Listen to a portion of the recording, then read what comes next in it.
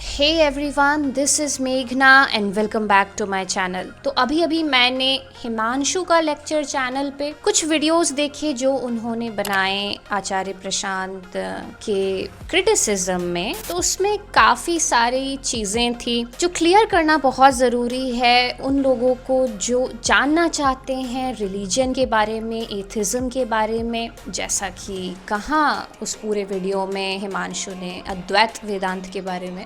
नास्तिक माने जो कहे कि है ही नहीं, क्या नहीं है ये नहीं कहा गया। अभी के लिए इनकी डेफिनेशन के हिसाब से ही चल रहे थे कि नास्तिक माने वो जो कहे कि है ही नहीं, क्या नहीं है ये नहीं कहा गया। नास्तिक कोई नहीं हो सकता, क्योंकि नास्तिक होने का अर्थ है ये कहना कि कुछ है ही नहीं। अब 2 मिनट में डेफिनेशन चेंज होके ये हो गई है कि नास्तिक माने वो जो कहे कि कुछ है ही नहीं, क्या नहीं है ये नहीं कहा गया। तो ये कहां से आया कि नास्तिक कह रहे हैं कि कुछ है ही नहीं। आपके प्रीमाइसेस अदल बदल रहे हैं।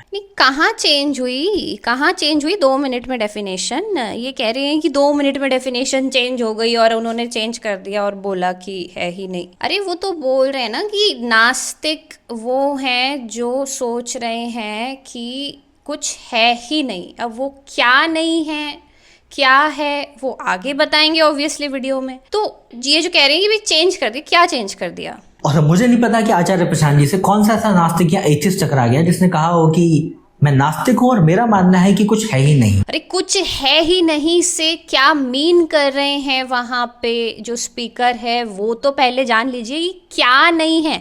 क्या उन्होंने डिफाइन किया? उन्होंने खुद बोला नेक्स्ट लाइन में कि क्या नहीं है। अभी हम आएंगे उस चीज में, राइट। क्या नहीं है ये नहीं कहा गया। तो क्या नहीं है वो वाला जो पार्ट है वीडियो का, वो तो आपको दिखाना पड़ेगा ना पहले। वो बिना जाने आपने पहले ही बोल दिया कि ऐसा कौन सा नास्तिक आपसे टकरा गया जो कह रहा है कि कुछ है ही नहीं। अरे उसको डिफाइन कहाँ किया अभी तक उन्होंने। वेट उस पार्ट को काट के आप अब बोल रहे हैं कि कहाँ कह रहे नास्तिक ऐसा कि कुछ है ही नहीं। अरे कुछ है ही नहीं वो क्या उन्होंने बताया। उन्होंने तो खुद बोला ना कि अब क्या नहीं है उससे हम आगे फिगर आउट करेंगे। इनकार कर देता है कि ये जो तुम भगवान नाम की कहानी मुझे सुना रहे हो, मैं नहीं मानता इसे, तो मैं तो कहूंगा कि बड़ा बुद्धिमान बच्चा है। और अगर वो कहे कि अद्वैत वेदांत नाम की कहानी जो आप मुझे सुना रहे हो मैं इसमें भी नहीं मानता, तो वो बुद्धिमान ही रहेगा या फिर बेवकूफ हो जाएगा। नहीं तो यहाँ पे तो बात भगवान की हो रही थी ना। ये अद्वैत वेदांत को आप जबरदस्ती कहाँ से ले आए पिक्चर में। मतलब you should stick to the topic, you should stick to the debate which is going on. ज्यादातर तो जो एथिस्ट सपोर्टर्स होते हैं वो तो यही आते हैं ना बोलने के लिए कमेंट सेक्शन में कि stick to the debate, stick to the debate. तो यहाँ पे तो उन्होंने फिलहाल अद्वैत वेदांत का नाम नहीं लिया, अभी वो गॉड और रिलीजन की बात कर रहे हैं। इनकार कर देता है कि ये जो तुम भगवान नाम की कहानी मुझे सुना रहे हो, मैं नहीं मानता इसे, तो मैं तो कहूंगा कि बड़ा बुद्धिमान बच्चा है। तो वो खुद बोल रहे हैं कि अगर कोई इंसान ऐसे बोल रहा है, कोई बच्चा है वो ऐसे बोल रहा है कि वो भगवान में नहीं मानता, तो ये तो अच्छी बात है। इसका मतलब वो सही में समझदार बच्चा है कि वो क्वेश्चन कर रहा है। तो इस पे कॉन्ट्रडिक्टिंग क्या लगी बात, मुझे ये समझ नहीं आया। भगवान के नाम पे जो कहानियां सुनाई जाती हैं ये है ही बेवकूफी भरी। तो फिर उन कहानियों में अद्वैत वेदांत क्यों स्पेशल है? अद्वैत वेदांत ही क्यों स्पेशल है? तो ये बात तो फिर हम एथिज्म के साथ भी बोल सकते हैं कि भाई फिर हम क्यों माने कि एथिज्म ही स्पेशल है। आपने पहले तो सुना ही नहीं कि भाई अद्वैत वेदांत या नॉन डुअलिटी क्या कहना चाह रहा है, क्या है और क्या नहीं है। उस चीज पे आप आए नहीं। हो सकता है अभी आएंगे, आगे वीडियो में आएंगे तो हम भी देखेंगे। ये जो भगवान है श्रेया, ये भगवान कुछ है नहीं, हमारे ही मन की उपज है। पैसा, कानून और जस्टिस भी हमारे ही मन की उपज है। But the point is religious scriptures जिनमें अद्वैत वेदांत भी आता है वो भी तो हमारे ही मन की उपज है। वो जो थ्योरी है जो कि कहना चाह रही है वो भी वही चीज डिफाइन कर रही है। ये तो आपको देखना पड़ेगा ना। फिर तो ऐसे तो आप हर चीज कह देंगे कि भाई एथिज्म वर्ड लिखा है वो भी मन की उपज है, गॉड वर्ड लिखा है वो भी मन की उपज है, तो दोनों ही मन की उपज है। पहली बात तो आपने एग्री किया ना कि हाँ वो कह रहे हैं कि गॉड बस हमारे मन की कल्पना है। ये जो भगवान है श्रेया, ये भगवान कुछ है नहीं, हमारे ही मन की उपज है। तो वो तो खुद कह रहे हैं वहां पे आचार्य प्रशांत की भाई गॉड बस हमारे मन की कल्पना है। तो यहाँ पे क्या पता कि जो टेक्स्ट वो बता रहे हैं या जो भी थ्योरी की तरफ वो रिफर कर रहे हैं अद्वैत वेदांत, वो ये कह रहा है कि भाई ये गॉड और ये सारी जो कॉन्सेप्ट हैं वो हमारे मन की कल्पना है। या चलिए अद्वैत वेदांत को भी साइड में रख दे, तो फिलहाल क्योंकि जो स्पीकर है उसकी बात कर रहे हैं हम, तो हो सकता है कि जो स्पीकर कह रहा है वो भी यही कह रहा है कि भाई ये सब हमारे मन की कल्पना है। तो आप फिर कहाँ से डिफर हो रहे हैं इस चीज से? और फिर अगर आप कह रहे हैं कि नहीं फिर तो अद्वैत वेदांत भी हमारे मन की कल्पना है, तो फिर तो ये जो लाइन आप कह रहे हैं अभी वीडियो बना के, ये भी आपके मन की कल्पना है ना। फिर तो साइंस की जो थ्योरीज लिखी है, प्रिंसिपल्स लिखी है, वो भी मन की कल्पना है। फिर तो कुछ डिफाइन करना भी मन की कल्पना है। अरे अगर मन की कल्पना है कोई चीज़, ये डिफाइन किया जा रहा हो किसी लाइन के थ्रू आपको समझाने के लिए कि गॉड मन की कल्पना है, और ऐसा इस जगह पे लिखा हुआ है जिसका नाम अद्वैत वेदांत है, तो इसमें अद्वैत वेदांत कहाँ से मन की कल्पना हो गई? वो तो ये बता रहा है ना कि भाई गॉड और ये सब मन की कल्पना है। तो अब क्या ऐसा कहीं पे आप लिख दोगे तो उसको भी मन की कल्पना बता दोगे? तो फिर तो पढ़ना लिखना ही जो है फिर पॉसिबल नहीं हो पाएगा। फिर तो आपका वीडियो भी हम क्यों देखें, वो भी मन की कल्पना है। तो ये भगवान तो हमारे ही मन से निकल रहा है, हमारा एक ख्वाब है, एक विचार है हमारा। इसको लेकर के बहुत संजीदा होने की कोई बात नहीं है। लेकिन कुछ और है जो बहुत महत्वपूर्ण है और जिसको बहुत महत्व दिया ही जाना चाहिए। पर ये जो कुछ और है ये भी तो हमारे ही दिमाग से निकल रहा है, तो इसको लेकर इतना संजीदा क्यों होना है और इसको इतना महत्व क्यों दिया जाना चाहिए? इसमें ऐसा क्या स्पेशल है? क्या है सचिन में? नहीं, वेट, ये जो कुछ और है ये भी हमारे दिमाग से निकल रहा है। आपको कैसे पता? क्या उन्होंने डिफाइन किया कि वो क्या है? आप तो वहाँ तक आए ही नहीं वीडियो में। चलो ठीक है, अभी आगे आएंगे तो हम आगे टैकल करेंगे, लेकिन क्योंकि बात अभी यहाँ तक की हो रही है तो यहाँ तक ही देखना चाहिए। पहली बात तो खुद बोला वहाँ पे आचार्य प्रसाद ने कि भाई ये जो गॉड वॉड वाली चीज़ें हैं ये मन की कल्पना है, तो इस पर ज़्यादा ध्यान नहीं देना चाहिए। तो पहली बात तो यहीं से एथिज्म का अलाइनमेंट हो जाना चाहिए। अगर कोई निष्पक्ष एथिस्ट होगा, ठीक है, जो आचार्य प्रशांत को जानता ही नहीं, उसने सुना ही नहीं और वो पहली बार ये सुनेगा, तो उसको लगेगा बिल्कुल सही बात है भाई कि गॉड वर्ड जो है वो कल्पना है मन की, और वो खुद कह रहे हैं कि ये बचकानी चीज़ें हैं। दूसरी चीज़ आप कह रहे हैं कि फिर हाँ ठीक है ये मन की कल्पना है, ये कहा आचार्य प्रशांत ने, लेकिन उसके बाद कहा लेकिन कुछ है। अब वो कुछ क्या है उसको अभी तक उन्होंने डिफाइन नहीं किया, राइट? पर आपने पहले ही क्या बोल दिया, वो भी तो मन की कल्पना हो सकती है। ये जो कुछ और है ये भी तो हमारे ही दिमाग से निकल रहा है। नहीं वेट, क्या उन्होंने कहा कि वो मन की कल्पना है? क्या अद्वैत वेदांत ने या जो भी हाईएस्ट टेक्स्ट वो रिफर कर रहे हैं उन्होंने कहा, उसने कहा कि वो मन की कल्पना है? वो जो है, जो एग्जिस्टिंग है, जो सही में है, वो गॉड नहीं है। ठीक है, यहाँ तक एथिज्म मान गया, ठीक है, एथिज्म के साथ अलाइन हो गया, लेकिन वो मन की कल्पना है ये तो कहीं से भी नहीं कहा गया। तो आप ये मुंह पे या जबान में क्यों बिठा रहे हैं किसी के कि उन्होंने ऐसा कहा कि वो भी तो मन की कल्पना है? भगवान के सामने मत झुकाओ सर, अपने सामने झुकाओ। मैं समझ गया। ओके, जिन ग्रंथों कि तुम पूजा करते हो अंततः वो भी यही कहते हैं कि तुम ही ब्रह्म हो। नहीं, हिंदू रिलीजन के बहुत सारे ग्रंथ ऐसा नहीं कहते, और बाइबल और कुरान तो ऐसा बिल्कुल भी नहीं कहते। ये सड़क से उठा के गॉड बना दूंगा वाली बात कुछ ही गिने चुने स्क्रिप्चर्स में है। तो यहाँ पे तो आपको एग्री होना चाहिए था हिमांशु जी की ये वाली जो चीज़ है आपने पहले ही कहा। ठीक है, कुछ देर पहले आपकी क्लिप कह रही थी, मैं समझ गया जैसे ही आचार्य प्रसाद ने वहाँ पे मेंशन किया था कि तुम ही हो वो जिसको तुम्हें पूजना चाहिए, या जो भी वो जिस भी कंटेक्स्ट में उन्होंने कहा हो, मे बी वो वहाँ पे वो चीज़ डिफाइन कर रहे थे, the highest form of ego या जो भी वो डिफाइन कर रहे थे। उन्होंने कहा कि तुम ही वो हो, उसके सामने सर झुकाओ, किसी भी गॉड के सामने नहीं। तो आपने कहा कि हाँ ठीक है मैं समझ गया।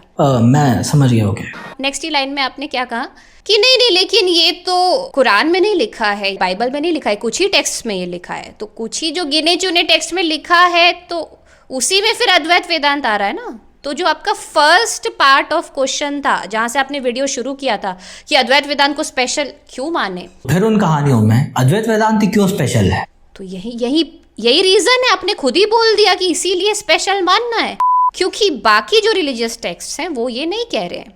और बाकी ये जो बात है कि यहाँ पे आचार्य प्रसाद ने कहा कि सारे धर्म ग्रंथ वही कहना चाहते हैं अंततः, तो वो अंततः कह रहे हैं ना, एट द एंड कह रहे हैं कि मीनिंग उनका वो है, वहाँ पे लिखा हुआ है या बाइबल ये कह रही है, ये नहीं कह रहे। वो एक डीप रूटेड मीनिंग बता रहे हैं उसका। अद्वैत वेदांत के कंटेक्स्ट पे। तो पूरा वीडियो जब आप देखेंगे तब आपको पता चलेगा ना। मैं समझ गया। ओके, इसका मतलब आप समझ रहे हैं लेकिन एग्री नहीं करना चाहते, क्योंकि एक बायस है कि भाई क्योंकि अद्वैत वेदांत रिलीजियस टेक्स्ट है, रिलीजियस स्क्रिप्चर है, तो रिलीजन की कोई भी किताब इतनी एग्रीएबल कैसे लग सकती है। तो चाहे कुछ भी हो जाए मैं एग्री नहीं करूंगा, क्योंकि बात वो रिलीजन से आ रही है। तो भगवान पे अविश्वास करती हो तो करो, बहुत अच्छी बात है कि करो, लेकिन अपने को जानना मत छोड़ देना। अब ये पता नहीं कौन सा नास्तिक टकरा गया इनसे जिसने कहा हो कि मैं नास्तिक हूं और मैंने अपने आप को जानना छोड़ दिया है। नास्तिक या एथिस्ट बस गॉड में बिलीव नहीं करते, बाकी सेल्फ इंक्वायरी, वीकेंड पार्टी, दुनियादारी सब नॉर्मली चल रहा है उनका। मतलब आप खुद ही बोल रहे हैं कि नास्तिक जो होते हैं उनका लेना देना बस गॉड या रिलीजन की बातों से नहीं होता, उनकी पार्टी भी बढ़िया चलती है, वो सेल्फ इंक्वायरी भी कर रहे होते हैं। अरे तो भाई साहब वही तो बात है ना जो कहना चाह रहा है Advaita Vedanta, self inquiry, that is the word. नास्तिक या एथिस्ट बस गॉड में बिलीव नहीं करते, बाकी सेल्फ इंक्वायरी सब नॉर्मली चल रहा है उनका।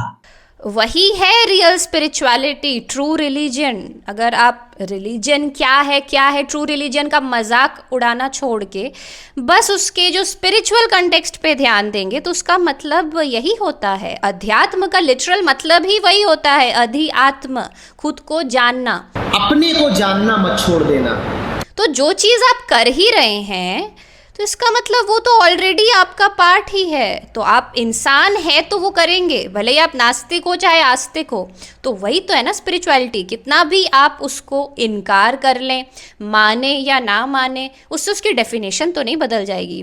अध्यात्म बिल्कुल नहीं कहता कि आपको किसी भगवान या ईश्वर पर विश्वास होना चाहिए, करना होगा, बिल्कुल भी नहीं। मसला ये भी है अध्यात्म या फिर स्पिरिचुअलिटी के साथ कि फिर सदगुरु जैसा कोई इंसान दुनिया भर का वो सब तामझाम जिसे हम बिल्कुल रिलीजन कह सकते हैं उसे स्पिरिचुअलिटी के नाम पर बेच रहा होता है और सब लोग खरीद भी रहे होते हैं। उसकी आड़ में चल भले ही रिलीजन रहा हो मगर वो मानना नहीं चाहते। मतलब जग्गी डाकू को डाका डालना है मगर उसे डकैत मत बोलो। तो कहने का तात्पर्य यह है कि 100 बाबाओं या फिर 100 गुरुजनों के लिए स्पिरिचुअलिटी के 100 डिफरेंट मतलब हो सकते हैं और होते भी हैं। ये रिलीजन नाम का चोर इतना बदमाश है कि सब दरवाजे बंद होने के बाद भी स्पिरिचुअलिटी नाम की खिड़की से अंदर आ जाता है।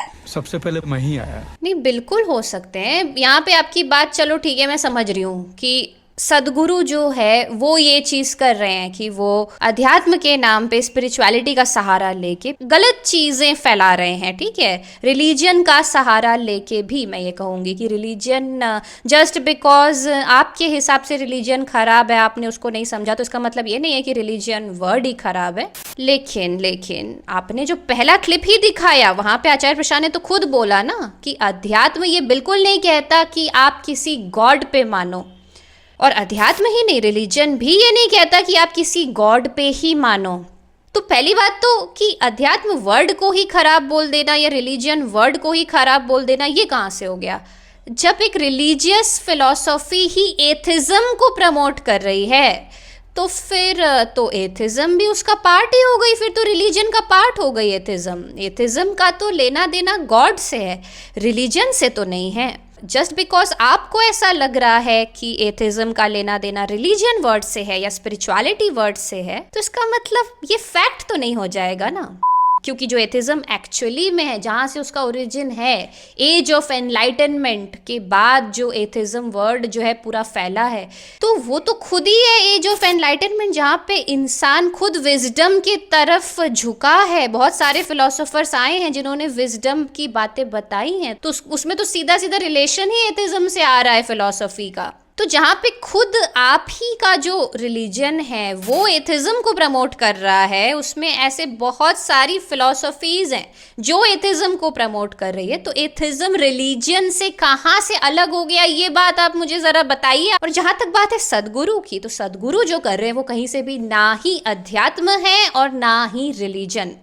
तो ये जो आप रिलीजन को बीच में लेके आ रहे हैं कि सदगुरु जो कर रहे हैं वो स्पिरिचुअलिटी के नाम पे रिलीजन है जो फैला रहे हैं, नहीं नहीं नहीं नहीं, सॉरी। ऐसे तो फिर बहुत सारे साइंटिस्ट भी थे जो रिलीजियस थे। क्या एल्बर्ट आइंस्टाइन रिलीजियस नहीं थे? और ऐसे बहुत बड़े बड़े साइकाइट्रिस्ट, साइकोलॉजिस्ट भी हैं जो साइंस का ही समर्थन करते हैं और वो भी रिलीजियस थे। जैसे आप कार्ल यंग को ले लीजिए, क्या वो रिलीजियस नहीं थे? तो जब एल्बर्ट आइंस्टाइन रिलीजियस हो सकते हैं, कार्ल यंग रिलीजियस हो सकते हैं, तो जस्ट बिकॉज आपको लग रहा है कि एथिज्म रिलीजन से अलग है या स्पिरिचुअलिटी से अलग है, तो उसे क्यों मान लिया जाए? क्योंकि आपको लग रहा है, तो ज़रूरी तो नहीं है कि आपको जो कुछ भी लगे वो एथिज्म हो गया। पहली बात तो एथिज्म आपसे तो नहीं शुरू हुआ है ना। जो सत्य है, सच्चाई है, वो मनातीत है, मन के आगे है। वो कल्पनातीत है, वो कल्पना के आगे है। वो अचिंत्य है, उसके बारे में सोचा नहीं जा सकता। जो मन के आगे है, जो कल्पना से परे है, जिसके बारे में सोचा भी नहीं जा सकता, तो हमें पता कैसे चलता है कि वो सत्य है, सच्चाई है? ये दुनिया भर के लोग परम सत्य को टेस्टिफाई करने के दायरे से इतना बाहर क्यों रख देते हैं? जब इतना ही परम सत्य है तो टेस्ट करने पर भी सत्य प्रूव हो ही जाएगा। पर ये डर किस बात का है? टेस्ट करने पे, अरे भाई, जब आप उसकी कल्पना ही नहीं कर सकते, उसके बारे में बोल ही नहीं सकते, यही उसकी डेफिनेशन है, तो आप फिर उसको टेस्ट भी कैसे कर पाएंगे? और फिर जो आपने कहा कि फिर हम मान भी कैसे ले कि वो सत्य है, क्योंकि हमें नहीं पता कि हमारा एग्जिस्टेंस कहाँ से स्टार्ट हुआ। आप बता दीजिए फिर कि यूनिवर्स जो है वो इनफाइनाइट क्यों है, क्यों ये ब्रह्मांड अनंत है? आप इसको टेस्ट करके दिखा दीजिए। आप कहाँ से आ गए पहले दिन? आपने आंखें खोली, आप पहले दिन आ गए, आप कहाँ से आ गए? ये आप मुझे टेस्ट करके बता दीजिए। तो क्योंकि आप हैं इसीलिए वो कॉन्सेप्ट भी है जिसे डिफाइन नहीं किया जा सकता, और वो सत्य इसलिए है क्योंकि आप उसका जीता जागता प्रमाण है कि आप हैं, और ये यूनिवर्स है और इनफाइनाइट है, ये इसका जीता जागता प्रमाण है, इसीलिए सत्य भी है। सत्य मतलब क्या? कोई यहाँ पे मेटाफिजिकल एंटिटी की बात नहीं हो रही है, उस कॉन्सेप्ट को जानने की बात हो रही है कि ऐसा क्या है जो है, और वो जो है वो इसीलिए है क्योंकि आप है, आपका एग्जिस्टेंस है, आपको दिखाई दे रही है चीज़ें, और उसे डिफाइन इसीलिए नहीं किया जा सकता क्योंकि हम लिमिटेड हैं, हमारे सेंसेस लिमिटेड हैं, हमें नहीं पता हमारा ओरिजिन कहाँ से हुआ या एंड जो है आगे क्यों नहीं हो रहा यूनिवर्स का। कुछ चीज़ों की डेफिनेशन आप नहीं दे सकते क्योंकि हमारा माइंड लिमिटेड है, हम इससे ज़्यादा नहीं सोच सकते, इसीलिए उसे मनातीत कहा जा रहा है। कुछ चीज़ों के सामने आपको सर झुकाना पड़ेगा कि भाई ये लिमिटेड है, इसे इंसान नहीं जान सकता, क्योंकि इंसान खुद ही लिमिटेड है, उसका ब्रेन ही लिमिटेड है। जो चीज़ उसके माइंड में फिट ही नहीं आ सकती, उसके मेमोरी में ही नहीं आ सकती, जिसे वो डिफ़ाइन करने के लिए वर्ड्स ही नहीं ला पाएगा क्योंकि इससे ज़्यादा वो परसीव ही नहीं कर सकता, तो वो उसे कैसे डिफ़ाइन कर देगा? मसला क्या है? ये खौफ कैसा है? खौफ कुछ नहीं है, फैक्ट है। अब आप हो, आप जिंदा हो, ठीक है, ये यूनिवर्स है वो इनफाइनाइट है, अब इसे डिफाइन नहीं किया जा सकता कि ये क्यों इनफाइनाइट है, क्यों आप हो, आप आ गए, तो ये इसमें खौफ कैसे है कि आप इसे डिफाइन नहीं कर सकते? ये है, ये फैक्ट है, बात खत्म हो गई वहीं पे। इसमें खौफ कैसा है कि इसको नहीं प्रूफ किया जा सकता? कोई खौफ नहीं है, वो बस बताया जा रहा है कि ऐसा है। और अगर बाय डेफिनेशन ही वो सत्य मन के पार है तो फिर बाय डेफिनेशन तो कुछ भी रख दो वहां पर। एक परम सत्य आलू है जो मन के पार है, और अब चूंकि मन के ही पार है तो आप इसे झुठला भी नहीं सकते, तो अब क्या वर्शिप करें? किसको नमन करें? आलू को? अरे तो वर्शिप नहीं करना है, नमन नहीं करना है, यही तो बात कही जा रही है ना। और आलू भी तो फिर आपकी कल्पना ही हो गई। अब क्या कर रहे हैं? मुझे तो लगा था कि आप थोड़े साइंटिफिक प्रमाण लेके आएंगे। आलू है एक, तो आलू भी तो फिर मन की कल्पना ही हो गई ना। तो वही बोला जा रहा है कि डिफाइन ही नहीं किया जा सकता, वो कल्पनातीत है, वो कल्पना के आगे है। ये तो वही बात हो गई कि मैंने हिमांशु जी को सामने बुलाया और पूछा कि चलिए बताइए कि यूनिवर्स जो है वो इनफाइनाइट क्यों है, तो वो कहेंगे क्या पता एक बहुत बड़ा आलू है और उसने जो है यूनिवर्स को इनफाइनाइट जो है बता दिया। तो क्या हम ये मान ले कि अब आलू ने बता दिया कि यूनिवर्स जो है वो इनफाइनाइट है? आलू ले लो। जब पहले ही बोल दिया गया कि भाई आप डिफाइन ही नहीं कर सकते, तो फिर आलू भी कैसे डिफाइन कर रहे हैं आप? और जो भी चीज आपके विचार में आ सकती है वो है मानसिक ही। आप कहाँ फंसे हुए हैं? सत्य मन के पार है, ये भी तो एक विचार है, ये भी है तो मानसिक ही। तो अब आप कहाँ फंसे हुए हैं? ईश्वर, भगवान या जो गॉड की परिकल्पना है वो क्या चीज है? वो मेंटल ही तो है ना, मानसिक ही तो है ना, वैचारिक ही तो है, एक सोच ही तो है। सो स्पिरिचुअलिटी कहाँ नेचर में एग्जिस्ट करती है? अद्वैत वेदांत भी आया तो हमसे ही है ना, तो ये भी मेंटल ही तो है, मानसिक ही तो है। अरे बाबा, स्पिरिचुअलिटी, पहली बात तो कि स्पिरिचुअलिटी की कल्पना नहीं कर सकते, ये नहीं बोला जा रहा है। स्पिरिचुअलिटी का मतलब तो अध्यात्म होता है ना। स्पिरिचुअलिटी का जो हिंदी शब्द है उसका क्या मतलब होता है? अध्यात्म, खुद को जानना। नास्तिक या एथिस्ट बस गॉड में बिलीव नहीं करते, बाकी सेल्फ इंक्वायरी सब नॉर्मली चल रहा है उनका। जो आप भी कर रहे हैं, वो बिना सोचे आप कैसे खुद को जानेंगे? उसके लिए तो सोच विचार की जरूरत है। जिसके लिए सोच विचार काम नहीं करते, जहां हमारी कल्पना नहीं पहुंच सकती, उससे बोला जा रहा है कि उसका विचार नहीं कर सकते, वो जो वास्तव में है, और वो कोई गॉड नहीं है। उसे तो बार बार बोला जा रहा है कि वो गॉड नहीं है।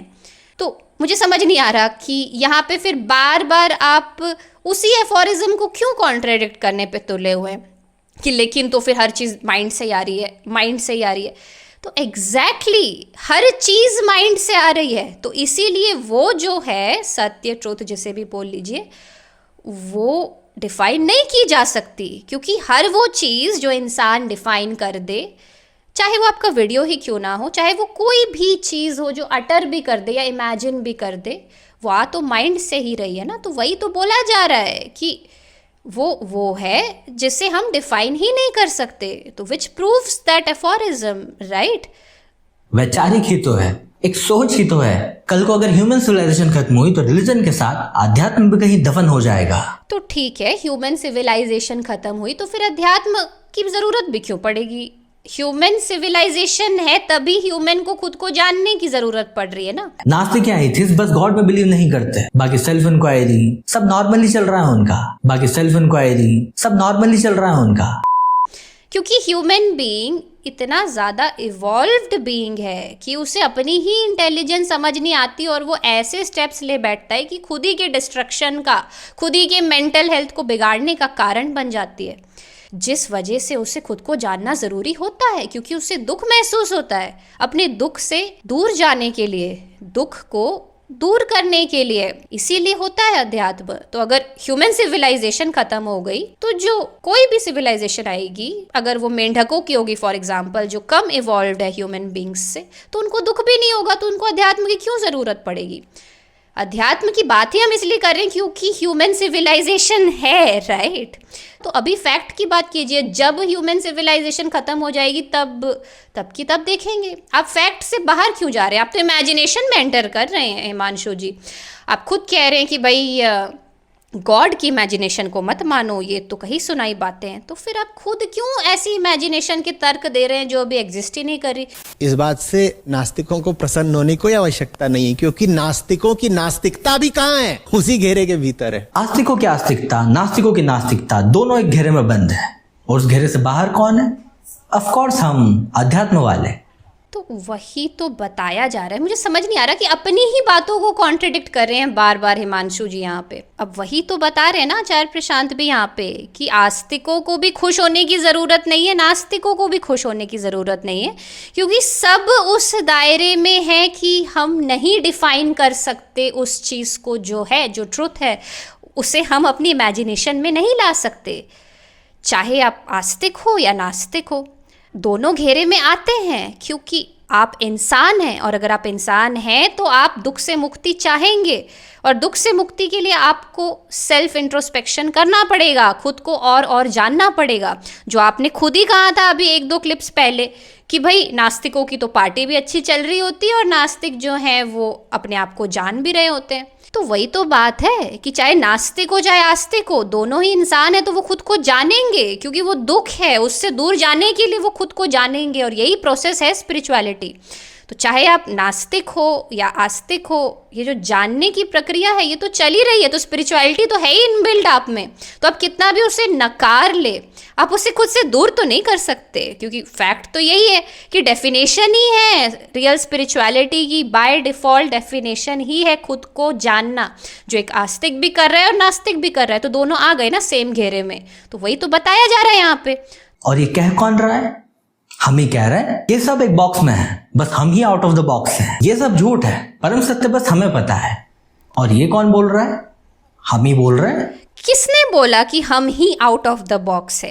क्या एक बार भी आचार्य प्रशांत के स्टेटमेंट में था कि जो आस्तिक हैं वो आउट ऑफ द बॉक्स है? नहीं, बस जो ट्रुथ की डेफिनेशन है या जो ट्रुथ है वो आउट ऑफ द बॉक्स है, जिसे डिफाइन नहीं किया जा सकता, ये उन्होंने कहा ना। उन्होंने एक भी बार ये कहा कि आस्तिक जो है वो आउट ऑफ द बॉक्स है, या ये उन्होंने कहा कि जो स्पिरिचुअलिस्ट्स हैं वो आउट ऑफ द बॉक्स है। नहीं, उन्होंने बस ये कहा कि नहीं, नास्तिक भी आउट ऑफ द बॉक्स नहीं है। और जैसे ही आपने ये लाइन सुनी तो आपको वो मिर्ची लग गई कि अरे नास्तिकों को कैसे बोल दिया कि आउट ऑफ द बॉक्स नहीं है। अरे सब बॉक्स के अंदर ही है, कोई आउट ऑफ द बॉक्स नहीं है।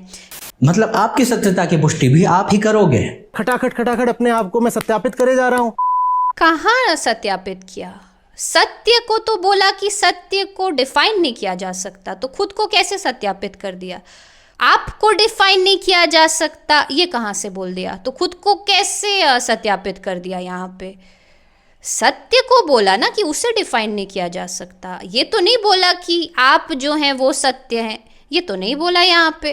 नास्तिकों का अपना अहंकार होता है। बिना प्रमाण के विश्वास से इनकार करना अगर अहंकार है तो अहंकार ही सही। तुम्हारे पास भी विचार ही तो है ना नास्तिकता। तुम्हारे पास भी तो विचार ही है ना आध्यात्मिकता। तो बिना प्रमाण के विश्वास करना अगर अहंकार है तो प्रमाण ही तो नहीं है सत्य का, वही तो बोला जा रहा है। किसने दे दिया प्रमाण भाई कि सत्य का ये प्रमाण है? उसे तो बोल रहे बार बार कि डिफाइन नहीं किया जा सकता, डिफाइन नहीं किया जा सकता। तो बिना प्रमाण के कौन मान रहा है? यहाँ पे तो हाथ ऊपर उठाए जा रहे हैं कि भाई मैं झुकता हूँ उसके सामने कि मैं उसे डिफाइन नहीं किया जा सकता। तो प्रमाण की बात ही कहाँ से हो गई? एक तरफ है नास्तिकता कि प्रमाण नहीं है इसलिए विश्वास नहीं है, और उसी के साथ पता होने का कोई दावा भी नहीं है। एक तरफ ये वाली आध्यात्मिकता कि प्रमाण नहीं है, पता भी नहीं है, लेकिन पता होने का दावा है और विश्वास इतना कि बस पूछो मत। अब इन दोनों में विनम्रता कहाँ है और अहंकार कहाँ पर, ये मैं आप पर छोड़ता हूँ। दावा कौन कर रहा है कि ब्रह्मांड नहीं है? मतलब खुद की बातों को इतना कोई कैसे कॉन्ट्रडिक्ट कर सकता है? अभी उन्होंने कहा कि आध्यात्मिक लोगों को ये दावा है कि ब्रह्मांड है, तो उससे हम डिफाइन कर रहे हैं कि वो है। अरे वो तो कर रहे हैं ना डिफाइन। पहले ही बोला कि इसे डिफाइन नहीं किया जा सकता, जो सोर्स है, जो पार का है, उसे डिफाइन नहीं किया जा सकता। तो कौन डिफाइन कर रहा है? फिर आप बोल रहे हैं एक तरफ है नास्तिकता कि ब्रह्मांड नहीं है इसीलिए पता होने का कोई दावा भी नहीं है। एक तरफ है नास्तिकता कि प्रमाण नहीं है इसलिए विश्वास नहीं है, और उसी के साथ पता होने का कोई दावा भी नहीं है। कि प्रमाण नहीं है इसलिए विश्वास नहीं है, और उसी के साथ पता होने का कोई दावा भी नहीं है। अरे ब्रह्मांड नहीं है कि प्रमाण नहीं है इसलिए विश्वास नहीं है, और अभी तो आपने बोला कि क्या नहीं है, ऐसा तो कोई नास्तिक जो है वो बोलता ही नहीं कि क्या है नहीं है। और मुझे नहीं पता कि आचार्य प्रशांत जी से कौन सा ऐसा नास्तिक या एथिस्ट टकरा गया जिसने कहा हो कि मैं नास्तिक हूं और मेरा मानना है कि कुछ है ही नहीं। इस सज्जन को क्या तकलीफ है भाई? अरे ब्रह्मांड तो है, दिखाई दे रहा है, तो आप तो फैक्ट की खिलाफत कर रहे हैं कि नास्तिक बोल रहे हैं कि ब्रह्मांड नहीं है और पता होने का दावा भी नहीं कर रहे। नहीं है ब्रह्मांड? अच्छा, मेरे को तो दिखाई दे रहा है। ये क्या है? ये माइक है, ये यहाँ पे आईपैड है, ये बुक्स है, ये नहीं है क्या? क्या बोला तूने? तुम खुद को जानते नहीं और अथीस्ट बने बैठे हो। तुम्हें पता भी नहीं है कि ये जो अथीज्म का विचार है तुम्हें आ कहां से गया। इनको कुछ नहीं पता, हमको पता है आध्यात्मिकता का विचार हमको कहां से आया है। अरे ओशो की वीडियो किसने चालू की? अरे आध्यात्मिक होना कोई मानने की बात ही नहीं है, वो जानने की बात है। लगातार जानते रहना वो आध्यात्मिकता है। वो तो आप खुद भी कर रहे हो, आपने खुद बोला कि आप खुद को जानते हैं लगातार, तो इसीलिए आप आध्यात्मिक हैं। लेकिन खुद को कुछ मान लेना कि एथिज्म का टैग ही दे दिया मैंने खुद को, ये जानना कहाँ से हो गया? एथिज्म तो खुद को कुछ मानना हो गया और आध्यात्मिकता का मतलब जानना हो गया लगातार। तो लगातार जानना और लगातार मानना ये दोनों ऑब्वियसली अलग अलग हैं, तो इसे आप इक्वेट कैसे कर सकते हैं यहाँ पे? और हाँ, जो ओशो की वीडियो कहाँ से आ गई कि ये विचार कि आप आध्यात्मिक हैं, मैं आध्यात्मिक हूँ। तो अगर आपका यहाँ पे रेफरेंस ये है कि भाई ओशो की वजह से आचार्य प्रशांत जो हैं खुद को आध्यात्मिक कह रहे हैं, तो आपने शायद उनको सुना नहीं है। तो उसके पहले भी बहुत सारे स्पीकर्स हैं जिन्हें वो डिफाइन कर चुके हैं, जैसे कि संत कबीर, स्वामी विवेकानंद, रमन महर्षि, सबसे ज़्यादा तो अद्वैत वेदांत, तो वो वहाँ से उसका सोर्स आ रहा है। तो ओशो कहाँ से आ गए यहाँ पे? ये तो इनको नहीं पता कि एथिज्म का विचार इनको कहाँ से आया है। महाराज, जैसे आप तक ये विचार यहाँ वहां से पहुंच गए, वैसे बाकियों तक भी पहुंच गए होंगे। ज्ञान का श्राप सिर्फ आपको थोड़ी मिला है। नहीं, एक मिनट, अध्यात्म इज अ डिफरेंट थिंग। मैंने जैसे कहा कि खुद को जानना अध्यात्म है, तो उसका विचार नहीं आ रहा है, उस प्रोसेस को अध्यात्म बोला जा रहा है। लेकिन एथिज्म का विचार आपके अंदर आ सकता है बाहर से, क्योंकि वो एक स्पेसिफिक कॉन्सेप्ट है फिलॉसफी का जिसका विचार आपको आ रहा है, राइट? तो ये कहना कि जैसे आपको विचार आ गया स्पिरिचुअलिटी का, वैसे मुझे भी आ गया विचार एथिज्म का, तो नहीं, आप फिर अलग जा रहे हैं। एक चीज़ है जो एक एक्शन है, जो प्रोसेस है, वो कोई विचार नहीं है, वो हो ही रही है, वो उस प्रोसेस का नाम है। और एक चीज़ है जो आप टैग खुद को दे रहे हो कि ये एथिज्म है, तो ये दोनों विचार नहीं है, एक प्रोसेस है और दूसरा विचार है, इसे आप इक्वेट नहीं कर सकते। तुम्हें पता भी नहीं है कि तुम खुद कहां से आ गए। लास्ट टाइम जब बायोलॉजी अपडेट हुई थी तब तक तो सब एक ही जगह से आ रहे थे। आचार्य प्रशांत कहीं और से आए हैं क्या? हमको पता है आचार्य जी हम कहाँ से आए हैं। नहीं ठीक है, तो बता दीजिए ना कहाँ से आए हैं। हमको पता है आचार्य जी हम कहाँ से आए हैं, बोल तो दिया आपने, ज़रा बताइए फिर कहाँ से आए हैं। आप ही नहीं, सारे ह्यूमंस कहाँ से आए हैं, ओरिजिन ज़रा डिफाइन कर दीजिए, क्योंकि आपको बड़ा कॉन्फिडेंस है कि आपको सब पता है। तो अगर पता है तो ज़रूर ये बताइएगा कि आप कहाँ से आए हैं। खैर अगर आपको नहीं पता है तो आप पता करके आइए। मतलब गर्भगृह का ज्ञान होना हो, गर्भाशय का तो होना ही चाहिए। अब मुझे लग ही रहा था वो यही बोलेंगे। नहीं ठीक है, गर्भाशय से आए हैं तो फिर आपकी माँ कहाँ से आई है, वो गर्भाशय कहाँ से आया है, अरे वो सब छोड़ दीजिए ना। आपकी माँ जिस प्लेनेट पे, वो प्लेनेट कहाँ से आया है। बिग बैंग पे चले जाते, बिग बैंग कहाँ से आया ये बता दीजिए कि बिग बैंग का जो शुरुआती बिंदु है वो कहाँ से आया है। नहीं आप बता दीजिए कहाँ से आया है, क्योंकि आपने तो बायोलॉजी की बात की ना, गर्भाशय की बात की, गर्भाशय भी क्यों, आप बिग बैंग को डिफाइन कर दीजिए कि वो कहाँ से आया है। जब आपको वो ही नहीं पता है तो फिर गर्भाशय तक जाने की भी क्या ज़रूरत है। पहले तो आप ये डिफाइन कर दीजिए कि यूनिवर्स कहाँ से आया है। If man does not have true religion, man will suffer endlessly. दुनिया की आबादी में अब करीब करीब 2 अरब लोग अधीष्ट हैं। क्रिश्चियनिटी और इस्लाम के बाद दुनिया का सबसे बड़ा तीसरा सेक्ट एथिज्म का है, और जल्द ही सबसे पहला भी होगा इंशाअल्लाह। भाईजान बस मकसद नहीं भूलना। तो इतने एथिस्ट लोग हैं, कम्युनिटीज हैं, पूरी की पूरी कंट्रीज हैं, और वो तो सफर नहीं कर रहे बिना रिलीजन के या बिना ट्रू रिलीजन के। और अगर ठीक से देखा जाए तो वो रिलीजियस कंट्रीज या फिर ट्रूली रिलीजियस कंट्रीज के मुकाबले सफर तो दूर की बात, उल्टा हर फील्ड में प्रोग्रेस ही कर रहे हैं। नहीं आपको कैसे पता कि वो सफ़र नहीं कर रहे हैं। अगर ह्यूमैनिटी सफ़र नहीं कर रही होती अभी, हिमांशु जी आपके हिसाब से, तो क्यों अभी हम मास एक्सटिंक्शन के कगार पे है? क्यों ऐसे हो रहा है कि अभी जितना ज़्यादा डिप्रेशन रेट लोगों में बढ़ रहा है उसका ग्राफ एथिज्म के ग्राफ से कहीं अलग तो बिल्कुल भी नहीं जा रहा है। ऐसा नहीं है कि भाई एथिस्ट लोग बढ़ रहे हैं तो जो डिप्रेशन रेट्स हैं वो घटने लगे, नहीं, बल्कि उल्टा हो रहा है।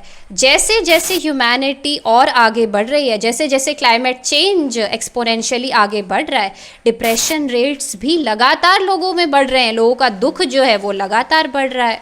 भाई बात बस एथिस्ट की नहीं हो रही है, बात यहाँ पूरे दुनिया की हो रही है। और जब खुद को जानने की ज़रूरत ही नहीं है तो फिर कितना भी कंजम्पशन है करो, कितनी भी पार्टीज़ हैं वो करो। प्लैनेट अर्थ गया तेल लेने, किस चीज़ की कंपैशन, मारो जानवरों को, खाओ नॉनवेज, हम तो एथिस्ट हैं। भाड़ में गए कार्बन एमिशंस जो नॉनवेज खाने की वजह से होते हैं, जो मर्जी करो। खुद को जानने की तो ज़रूरत ही नहीं है कि आपके डिज़ायर कहाँ से आ रहे हैं, कंजम्पशन आप क्यों कर रहे हैं, खुद को जानने की ज़रूरत ही नहीं है। स्पिरिचुअलिटी हटा दो, ये रिलीजन का तो बेस यही है ना, खुद को जानना। रिलीजन तो कंपैशन सिखा रहा है, रिलीजन तो लोगों को लव सिखा रहा है ना, ज़्यादा कंजम्पशन ना करने के लिए बोल रहा है। उसका जो ओरिजिन है कंजम्पशन का, उसका ही डेफिनेशन दे रहा है।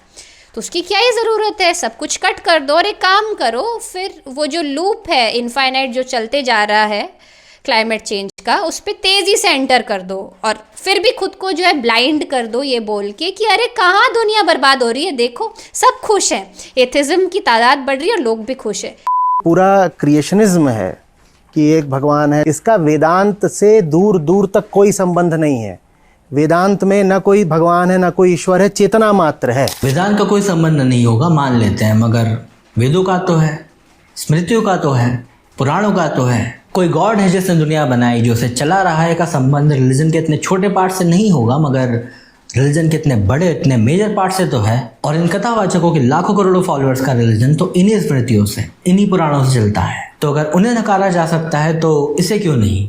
एग्जैक्टली इसीलिए नहीं नकारा जा सकता, क्योंकि किसी की गलती नहीं है तो आप उसके साथ न्याय करेंगे ना, या ये करेंगे कि भाई 5 लोगों का जो है ग्रुप था, 5 दोस्त थे, 4 जो थे वो मर्डर में शामिल थे और जो एक था बेचारा उस दिन वो मैगी खाने कहीं और गया था, वो आया ही नहीं। लेकिन क्योंकि 5 दोस्त हैं तो 5 को उम्र कैद की सजा सुना दो। वेदांत का कोई संबंध नहीं होगा मान लेते हैं, मगर स्मृतियों का तो है। ये कैसा न्याय है?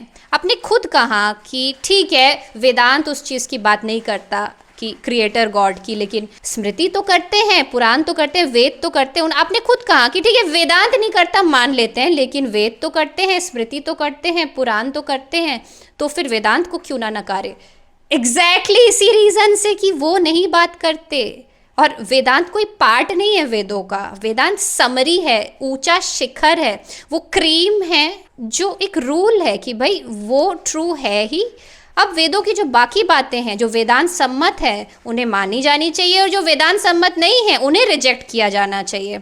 तो वो जो एक क्राइटेरिया है, जो रूल सेट है, वो है वेदांत।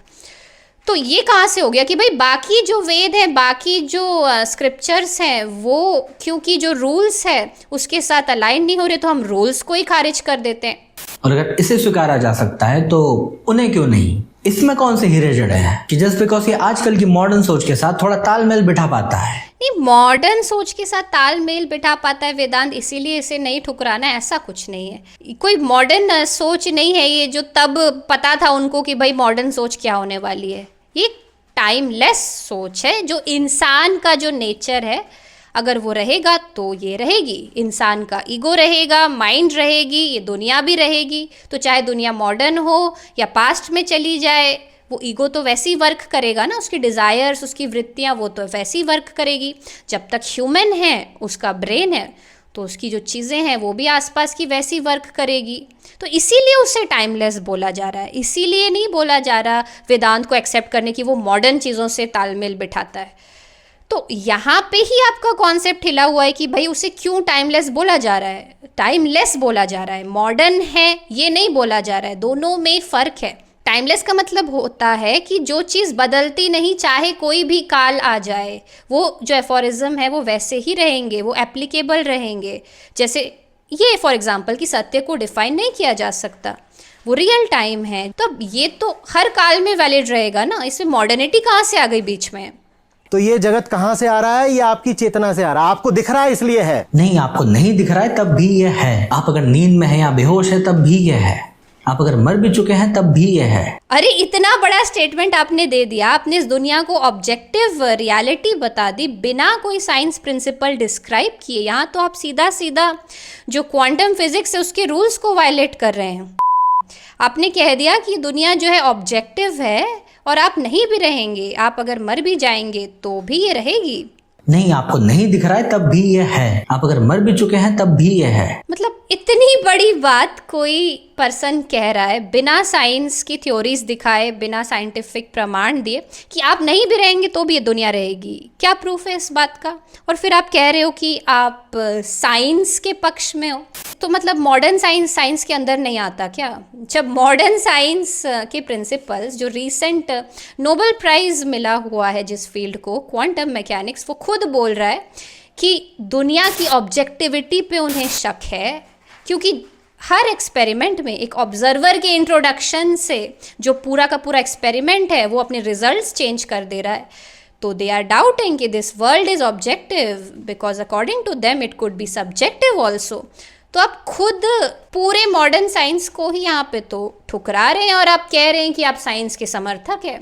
तो मुझे तो ये समझ नहीं आ रहा कि एथिज्म वाले जो हैं वो साइंस को समर्थन ज़्यादा दे रहे हैं या जो नॉन डुअलिटी वाले हैं वो साइंस को ज़्यादा समर्थन दे रहे हैं। तो डॉक्टर से इलाज तो करवाना है, एम्बुलेंस में बैठकर अस्पताल जाना है, दुनिया भर की फीस चुकाना है और उसके लिए पैसे कमाना है। तो जब पूरी दुनियादारी वैसे ही चल रही है जैसे पहले चल रही थी, तो इस कपोल कल्पना, हाँ क्योंकि कोई प्रमाण नहीं है, को एंटरटेन भी क्यों ही करना है? एंटरटेन इसीलिए करना है क्योंकि जिस तरीके से दुनिया चल रही है वो अगर वैसी ही चलती रहे तो वही रिजल्ट्स भी आएंगे जो अब तक आए हैं।